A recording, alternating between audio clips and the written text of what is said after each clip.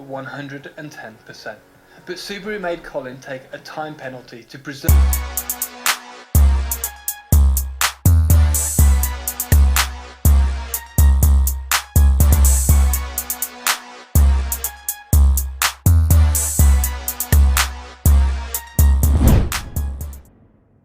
What's good, y'all? It's the Demouchets React, and we're back with another video. Who we got today, C? Today we are back with a reaction to the tragic story of Rally's most fearless driver. Talk to him. Super excited to get into this video, see what it's all about. But if you're new to us and we're new to you, make sure you scroll down, hit the red subscribe button, and turn on the post notification bell, because we are on the road to 50K. And we cannot get there without you guys, alright? So, join the family and let's get into this video.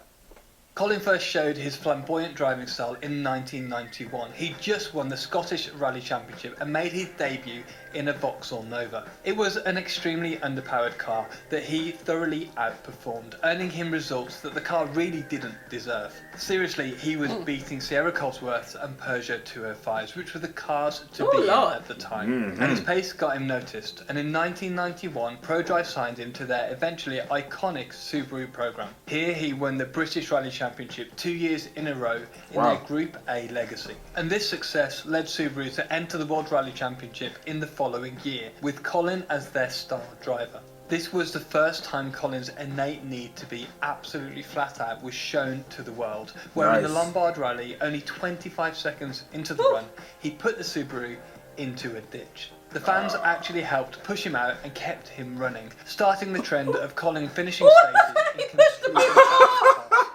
That's the way to say thank you. Right. His second fastest time on the next stage.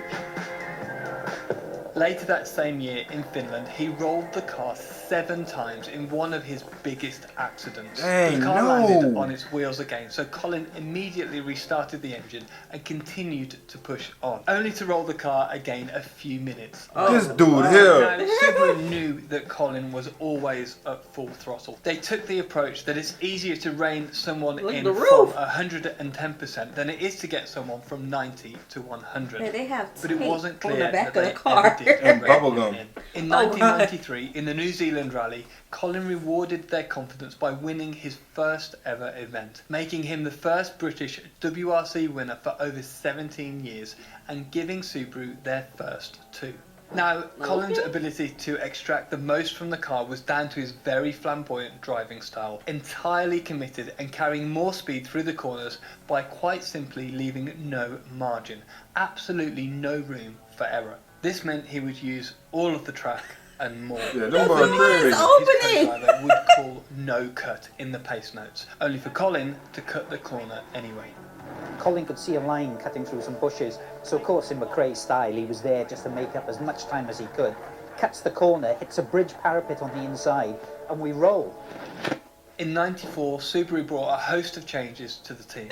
Firstly, they replaced the Legacy with the now iconic Impreza. They also signed Carlos Sainz Sr., yep, this guy's dad, as his teammate. He was already a double world champion and a formidable competitor. And this was part of Subaru's plan to build their team to compete with the likes of Toyota and Ford, who were streaks ahead at the time. The fight came to a head in 1995, where Colin and Carlos were miles ahead of the Toyota and the other competition. It was an all-Subaru fight for the title. The two personalities in the team couldn't have been more different. Carlos was calculated and consistent, whereas Colin was committed but often took it way too far. Over the season, Colin had the pace over Carlos, That's a combination. but 2 crashes in the first 2 rounds had put him behind. With 3 rounds left, the points were tied and things were heating up. Colin was pushing as hard as ever, trying to win his first World Championship, and Subaru were understandably worried about a crash. After all, they needed both cars to finish well to win the Constructors' Championship. And so Dave Richards, the team principal, made the brave choice of calling team orders. He ordered Colin to slow down and remain behind Carlos. However, it became clear after Colin pulled 15 seconds ahead that he was not going to slow down. Incredibly, Subaru engineers even jumped in the way of the car to try and slow McRae down, only for Colin to keep the throttle pinned and narrowly miss them. McRae was a man that could only drive at 110%. but Subaru made Colin take a time penalty to preserve the running order, with the threat of otherwise being out of a job.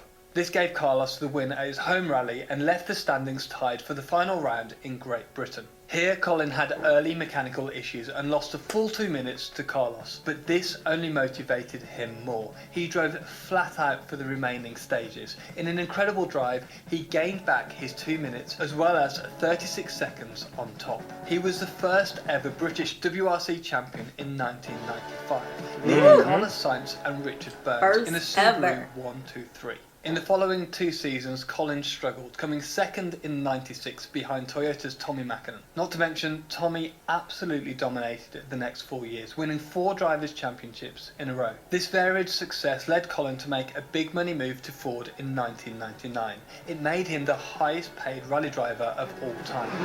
The highest paid. Talk about that money too now.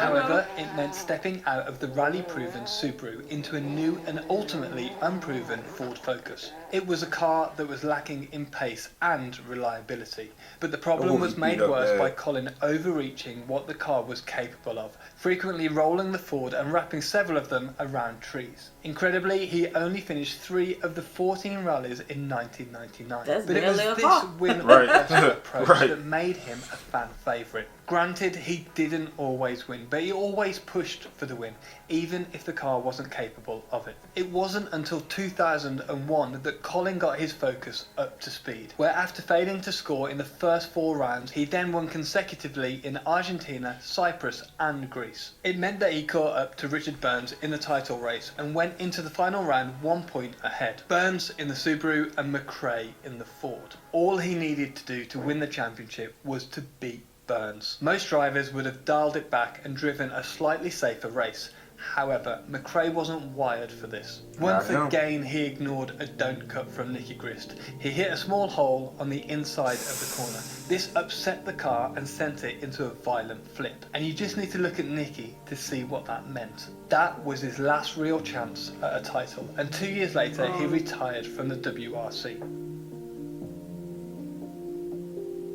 McRae did go on to succeed in other areas of motorsport. He came 3rd in the GT1 class at Le Mans in 2004, competed at the Paris-Dakar Rally twice, and even designed his own purpose-built rally car. He got to test a Jordan Formula 1 car and also competed in the X Games event in the US. However, despite being fast, he managed to crash the car. He did get it going again, actually downshifting while he was still upside down, and got the car across the line. In this race, Travis Pastrana only beat him by 1/10 of a second. It still seemed like there was much more to come from Colin, but unfortunately things were cut short.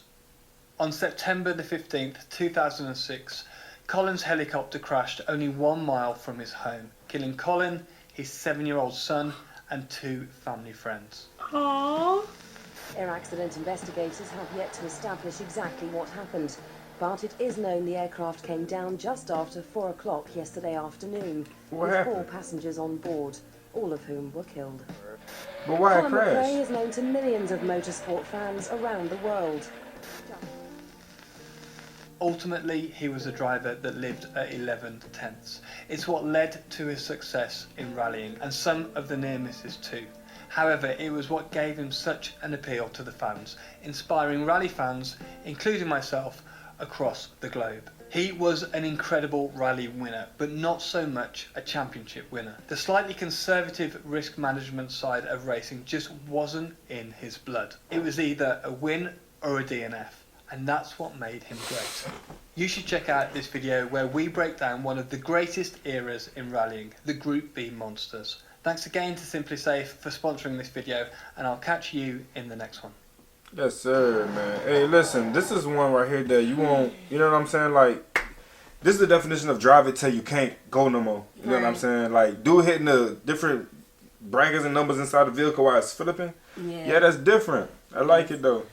Oh, my God. Then he went on to do Formula 1. Then, I don't know what the other dirt drag racing car looked like. We're still getting familiar with all of the different types of motorsports, but he was determined. You know, once you love something, you move on to the next if that's not meeting your goals, you know. It just sucks that his life was cut short. His 7-year-old son. Yeah, it's tragic, man. It's hurtful. It's hard to hear. Yeah. Really, it is. You know what I'm saying? And it's just though he had such a determined to win races, which he was doing that on a regular basis, but it was the championships that he really was struggling with. You know what I'm saying? But at the end of the day, he had a name that he made for himself.